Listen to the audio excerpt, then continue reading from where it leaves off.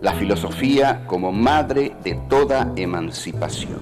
¿Por qué es Heidegger el más importante filósofo del siglo XX? ¿Hay nazismo en Ser y Tiempo? Domingo Faustino Sarmiento y el libro más excepcional, Facundo, Civilización y Barbarie, el gran libro sobre América Latina. Y lo que dice Sartre en una de sus más bellas frases, un hombre es lo que hace con lo que hicieron de él. Foucault va a decir, el hombre ha muerto. Si se piensa en filosofía, lo que se piensa es la totalidad.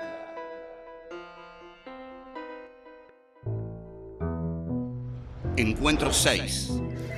Sartre, el hombre y las cosas. El filósofo más grande. ¿En qué sentido puede hablarse del olvido de Sartre?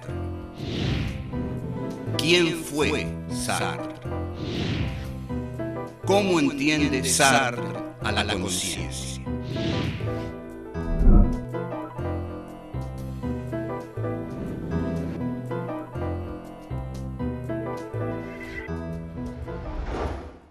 En este encuentro vamos a hablar de algo que es enormemente placentero para mí y de lo que nunca creí poder hablar por televisión.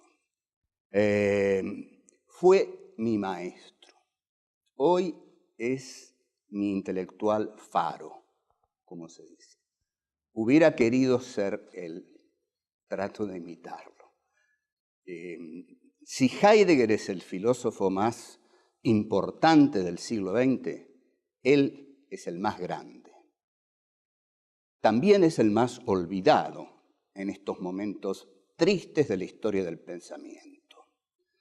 Me refiero al filósofo francés Jean-Paul Sartre, que nació en 1905 y que hizo de la filosofía un arma de compromiso con las luchas sociales y políticas de su tiempo, y de la literatura también. Creo que fue más grande filósofo que literato, aunque no hay que desconocer que una novela como La náusea es una novela excepcional, una de las grandes obras del siglo XX. Su teatro también es muy importante, se sigue representando. Sus artículos, todos sus compromisos a lo largo de su vida, el compromiso con la resistencia francesa, el compromiso en la posguerra, el compromiso en la lucha de Francia con Argelia, su maoísmo de la vejez. Sartre tenía 66, 67 años y salía a vender por las calles de París un periódico maoísta que editaban unos jóvenes que estaban con él. Él lo vendía. Y les decía a los pibes, qué lástima, me duelen mucho las rodillas, pero voy a salir a venderlo igual. Y la gente se encontraba en la calle con Jean-Paul Sartre que le decía, ¿quiere comprar el periódico maoísta? Creo también que hoy estaría dando clases de filosofía por televisión. Creo que la necesidad de Sartre de transmitir lo que él sabía lo llevaba a transmitirlo por todos los medios posibles, porque se daba cuenta de que era muy importante llevarle a la mayor cantidad posible de gente la certeza de que el hombre vino a este mundo para ser libre, para ser libre. En consecuencia, publicó novelas, escribió obras de teatro, publicó grandes ensayos filosóficos, viajó, se equivocó y acertó muchísimo. Y es también algo inusual entre los filósofos, un escritor excepcional, un estilista maravilloso, un gran escritor que ganó el premio Nobel a comienzos de la década del 60 y como era Jean-Paul Sartre, lo rechazó. Vamos a empezar a hablar de su filosofía. Porque hoy hay un olvido de Sartre. Hay un olvido de Sartre. ¿Por qué Sartre está olvidado? Bueno, porque Sartre les dice a los señores filósofos académicos de hoy, les dice, miren, la filosofía no es para apoltronarse en las universidades, la filosofía es para sacarla a la calle, la filosofía tiene que comprometerse con el barro de la historia. Yo acabo de sacar un libro de 800 y pico de páginas que se llama La filosofía y el barro de la historia, y es un título sartreano, la filosofía y el barro de la historia. La filosofía está para ensuciarse, no está para los papers académicos, digamos, para los congresos internacionales a los cuales los filósofos viajan en clase business, por ejemplo, y cobran sueldos muy buenos en las universidades del primer mundo, y acá, bueno, digamos, siguen linealmente lo que viene desde las universidades del primer mundo. Sartre era un creador constante, era un fanático de las anfetaminas, las combinaba con cerveza, lo cual no es muy saludable, y era un autodestructivo profundo. Pero su formación fue tremendamente rigurosa. Fue, creo, el filósofo francés que más rigurosamente se formó. En 1933 viaja a Berlín para estudiar la filosofía de Edmund Husserl, la fenomenología. Y ahí también estudia muy profundamente ser y tiempo. No se enteró para nada de lo que pasaba en Alemania en 1933, él era muy joven y estaba totalmente devorado por sus lecturas.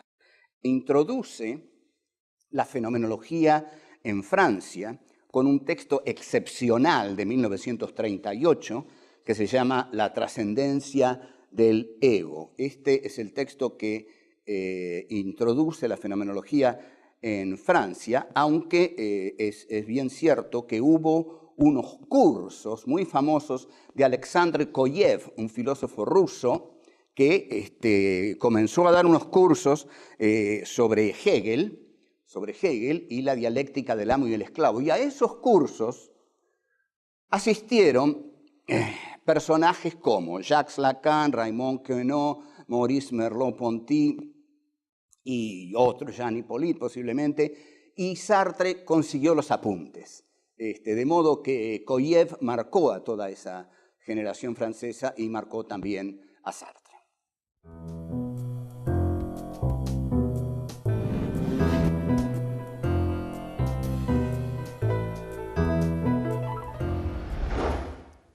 Podemos ver un poco el olvido de Sartre en un pequeño intrascendente episodio que me pasó y que voy a contar brevemente. Hace un par de años se publicaron en Alemania 2 novelas mías y salió una crítica, y la crítica, con un afán realmente de elogiar al autor de las novelas, que era yo, decía el Umberto Eco argentino.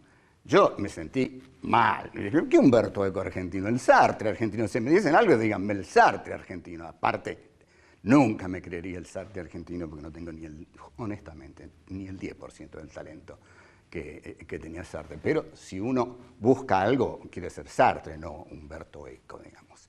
Pero también eso revela el olvido de Sartre. Cuando tuvieron que pensar en un tipo que escribía ensayos y novelas, o teatro, en fin, pensaron Umberto Eco y se olvidaron de Sartre, que era el filósofo que dio entidad a ese personaje filosófico, ¿no?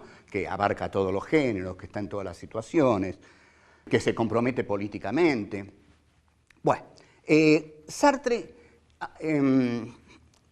estuvo en la resistencia francesa, estuvo brevemente en un campo de concentración, y publica su obra cumbre hasta ese momento, El ser y la nada, L'être et le néant, en 1943. Esa obra llega a la Argentina, traducida medianamente por Miguel Ángel Virasoro en 3 tomos, y acá la cosa explota. El existencialismo arrasa en Francia y en la Argentina, ¿no? Que es un país muy inquieto. En Francia fue el movimiento filosófico de moda de la posguerra y Sartre era su gran estrella.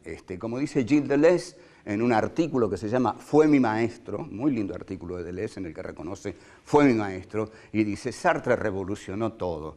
Salíamos de la guerra, todo era terrible, sombrío, y empezó a revolucionar todo, a agitar todas las aguas. Sacó Le Temps Moderne, los tiempos modernos, una revista mítica, excepcional, comenzó a polemizar con todos, escribió reflexiones sobre la cuestión judía, uno de cuyos párrafos dice, y escuchen bien el estilo de Sartre: si el judío no existiera, el antisemita lo inventaría.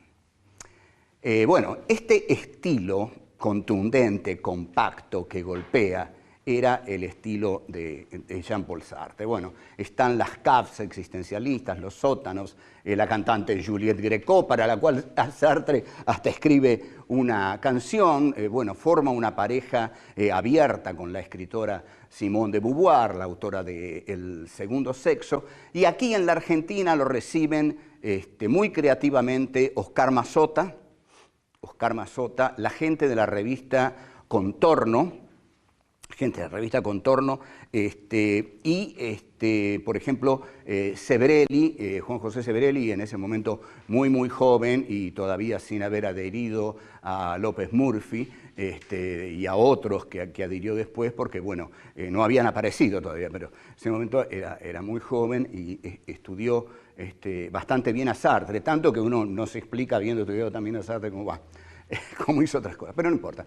Ahí estaba en un buen momento Sebrelli, que después escribiría su Buenos Aires, vida cotidiana y alienación, estaba Ramón Alcalde, estaba David Viñas. David Viñas yo también tendría que decir que David Viñas fue uno de mis maestros, porque David Viñas es un discípulo, es un sartreano argentino, ¿no? David Viñas escribe Literatura Argentina y Realidad Política, que es un fundamental ensayo argentino sobre literatura, y escribe, por ejemplo, Los Dueños de la Tierra, Dar la Cara, que son dos excelentes novelas de David que a mí me gustan mucho. Bueno, Sartre, lo que decía Sartre era, digamos, tenido muy en cuenta. Por ejemplo, en La Batalla de Argelia, la película de Guido Pontecorvo, se muestra al general Mathieu, que es el general Massou, en realidad, el represor de los insurgentes argelinos, que los periodistas se le acercan y este general dice a los periodistas: ¿y qué está pasando en París? Y le dicen: y Sartre sacó otro artículo contra usted. Y el tipo dice: me pregunto por qué los Sartre están siempre en la vereda de enfrente. Y un periodista le pregunta: ¿usted lo admira? No sé, pero me gustaría tenerlo conmigo. Y la frase es muy interesante, porque ser Sartre es estar siempre en la vereda de enfrente. Esta es una frase de Eduardo Gruner, que también es un sartreano, que es un tipo bárbaro, que piensa bien, que escribe bien. Es un apasionado sartreano, Gruner. Y Gruner dice: ser Sartre es estar siempre en la vereda de enfrente. Eso es ser Sartre. Es decir, ser Sartre es un tipo que está siempre contra el poder, que no por un capricho, sino porque considera que la filosofía debe ser el ejercicio de la libertad. La filosofía de Sartre es la filosofía de la libertad del sujeto. El sujeto es libre y el sujeto, al ser libre, siempre puede cambiar la historia. Por eso uno ama a Sartre, porque Sartre dice esto: el hombre vive alienado, pero antes de alienarse fue libre. Es posible la alienación porque antes existió la libertad. Lo que hay que hacer es volverla a conquistar. ¿Qué le parece esto? Notable.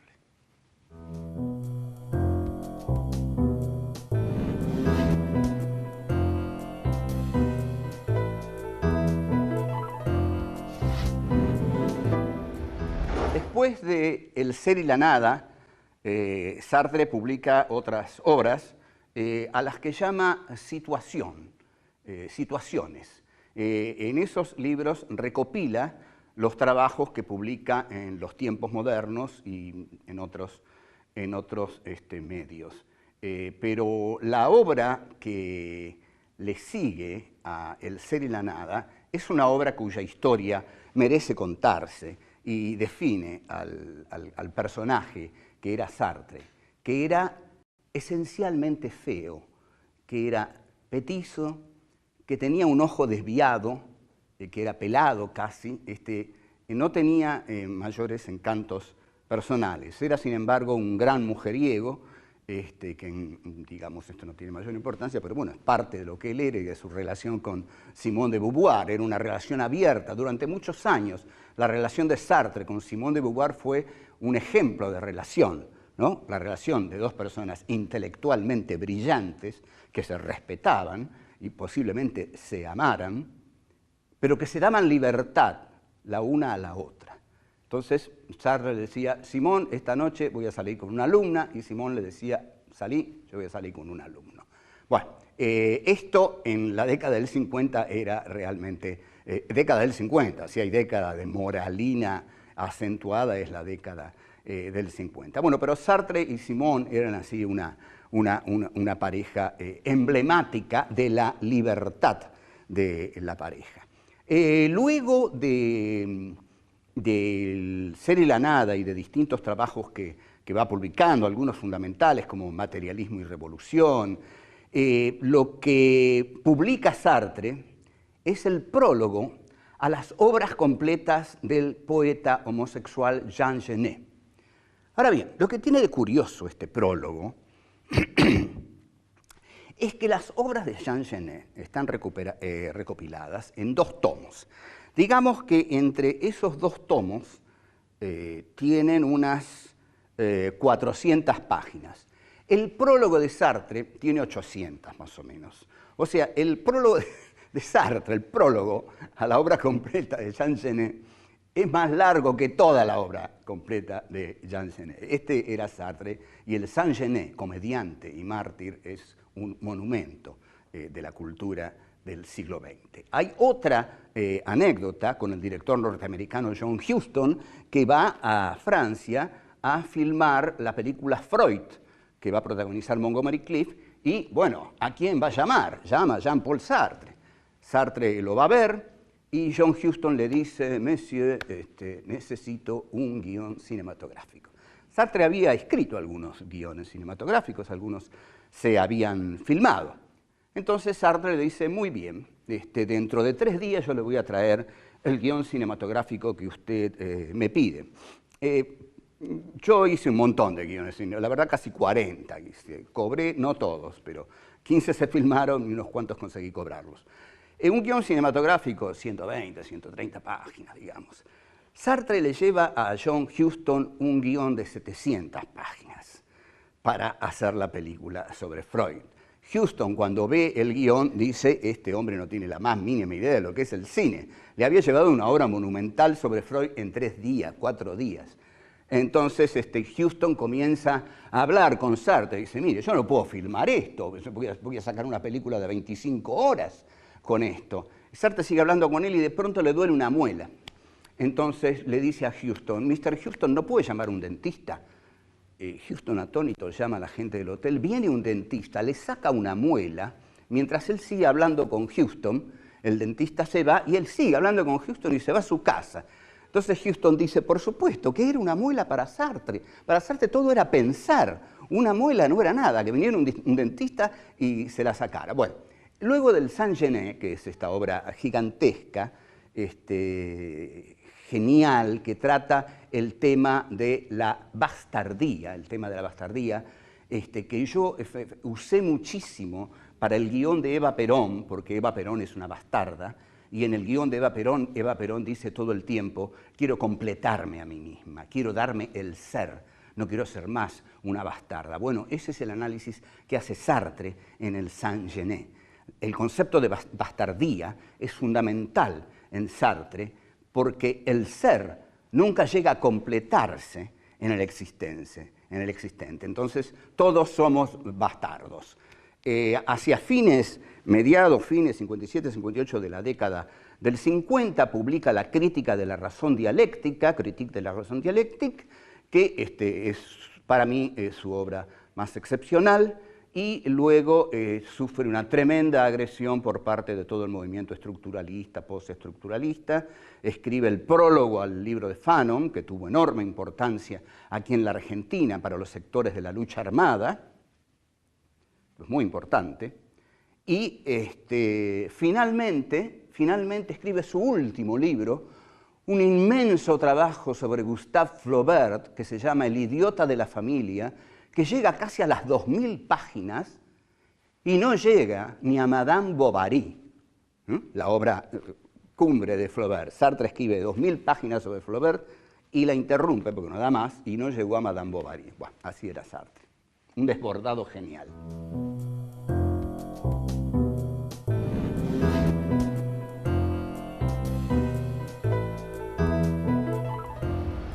El problema con Jean-Paul Sartre, desde el comienzo, fue que muchos creían ser existencialistas y ser sartreanos porque habían leído sus novelas, porque habían leído La náusea, Los caminos de la libertad, porque habían leído las obras de teatro, ¿no? Las moscas, A puertas cerradas, muchas obras de teatro. Escribió esto El diablo y Dios, estoy olvidando muchas.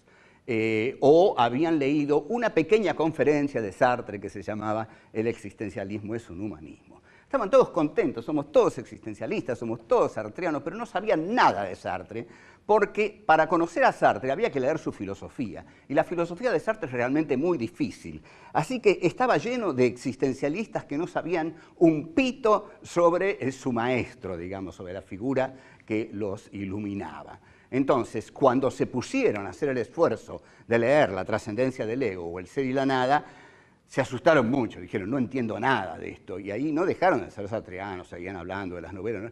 Pero es un autor que en sus textos filosóficos requiere enorme esfuerzo para ser aprendido. Así que vamos a ponernos muy serios y a tratar de transmitirlo. La trascendencia del ego es un texto de 1938 que, tal como lo indica su título, habla de la trascendencia de la conciencia. Sartre es un filósofo de la conciencia, es un fenomenólogo, es un filósofo que parte de la intencionalidad de la conciencia. ¿Esto qué quiere decir? Lo había aprendido en Husserl, el creador de la fenomenología, en Ideas 1, Ideas 2. Esto quiere decir que la conciencia nunca reposa en sí, no es el sujeto kantiano. La conciencia siempre está intencionando sobre el mundo.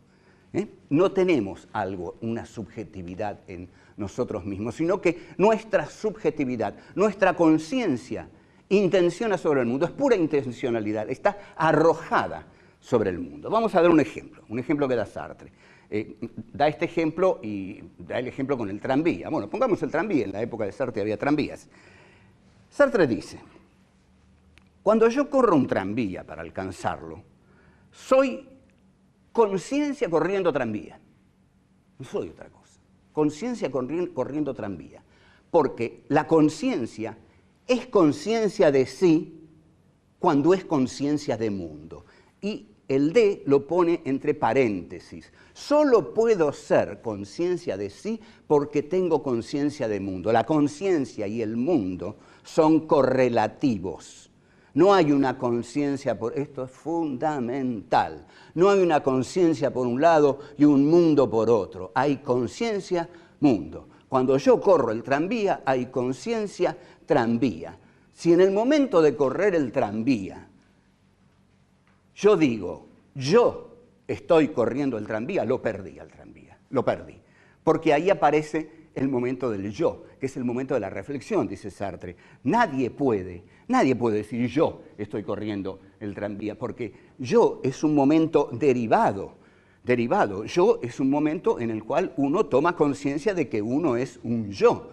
Pero cuando uno corre al tranvía, no está consciente de yo estoy corriendo el tranvía.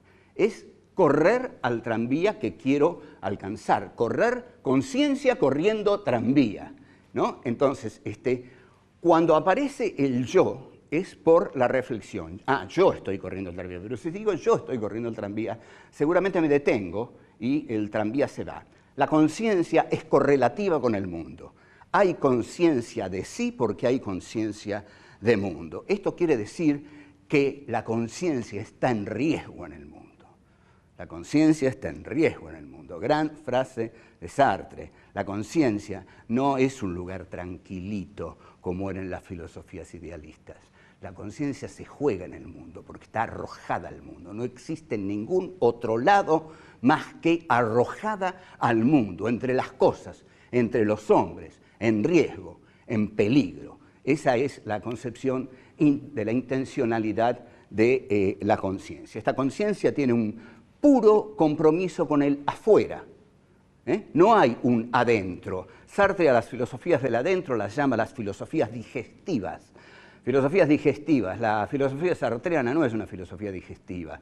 Es, si me lo permiten, es una filosofía, bueno, no, es la filosofía intencional. Es esta intencionalidad de la conciencia que consiste en arrojar a la conciencia hacia el mundo lo que va a definir a la conciencia. Pero, ¿dónde encuentra su unidad la conciencia? La conciencia encuentra su unidad en las objetividades del mundo, en las cosas del mundo.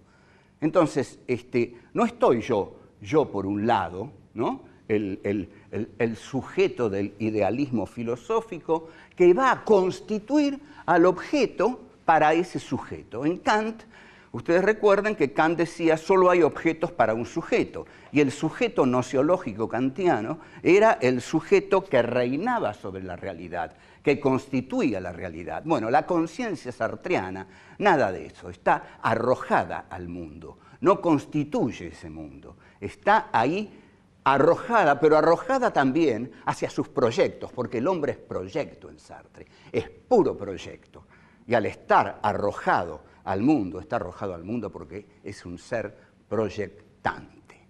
Entonces, esa conciencia que está en el mundo está en peligro entre las cosas y entre los hombres. En los próximos encuentros vamos a seguir con Sartre para placer de todos nosotros, eso espero y no dudo que así va a ser.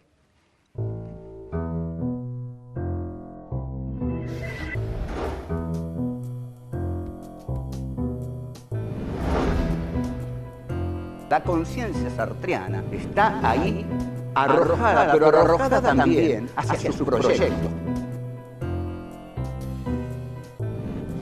El sujeto es libre y el sujeto al ser libre siempre puede cambiar la historia. El hombre vive alienado, pero antes de alienarse fue libre. Es posible la alienación porque antes existió la libertad. Lo que hay que hacer es volverla a conquistar.